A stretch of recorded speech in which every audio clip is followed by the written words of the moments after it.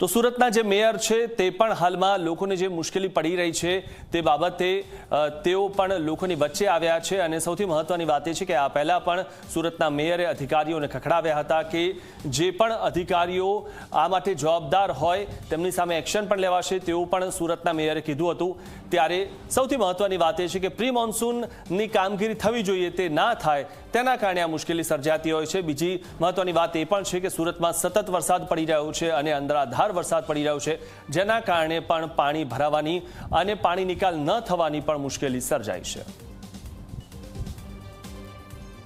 સુરત શહેરમાં જે રીતે ધોધમાર વરસાદ વરસી રહ્યો છે જેને કારણે જ્યાં અને ત્યાં પાણીનો ભરાવો થઈ ગયો છે અને ટ્રાફિક જામની પરિસ્થિતિનું નિર્માણ થયું છે। ત્યારે આપ જોઈ શકો છો મેયર માવાણી ખુદ રસ્તા ઉપર ઉતર્યા છે અને ટ્રાફિક સંકલન કરી રહ્યા છે।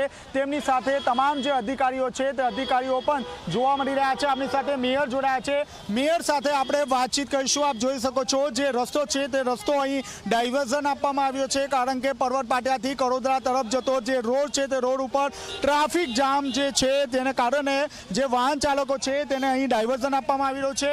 મેડમ, આપ રસ્તા પર ઉતર્યા છો, શું કારણ આપ રસ્તા પર ઉતર્યા છો? આજે ખાડીનું લેવલ પણ હાઈ છે અને આ ખાડીના હાઈ લેવલને કારણે ટ્રાફિક છે અને એ ટ્રાફિક અમે અત્યારે સોલ્વ કરી રહ્યા છીએ।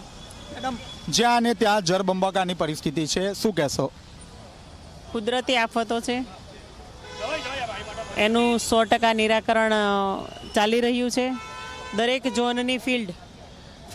ઝોનના અધિકારીઓ ફિલ્ડ પર છે, કોર્પોરેટરો ફિલ્ડ પર છે અને મારે સુરતની જનતા હેરાન થશે તેવું ચલાવી લેવામાં નહીં આવે।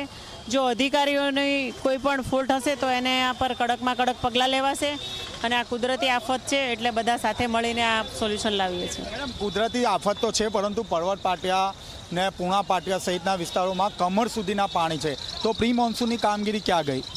ખાડીનું લેવલ અપ છે અત્યારે અને એ પાણી જે લઈ રહી છે તે એની ધીમે ધીમે લઈ રહ્યું છે એટલે એનો પણ નિકાલ ધીમે ધીમે થઈ રહ્યો છે। મેડમ, હજુ પણ રેડ એલર્ટ આપવામાં આવ્યું છે, તો શું સ્થિતિ વણશે? સ્ટ્રિક્ટ અધિકારીઓને સૂચના છે કે ફિલ્ડ પર જ રહેવાનું છે અને ફિલ્ડ પર જ કામ કરવાનું છે। સુરત શહેરની જનતા હેરાન થશે તે કોઈને ચલાવી લેવામાં આવશે નહીં। તો આપણે જે રીતે જોઈ તે રીતે મેયર ખુદ રસ્તા ઉપર ઊભા રહીને ટ્રાફિક સંકલન કરી રહ્યા છે। જ્યાં પણ પાણી ભરાયા હોય ત્યાં તાત્કાલિક ધોરણે પાણીનો નિકાલ કરવામાં આવી રહ્યો છે। કેમેરામેન વિજય ભેસાણી સાથે ચેતન પટેલ, ઝી મીડિયા, સુરત।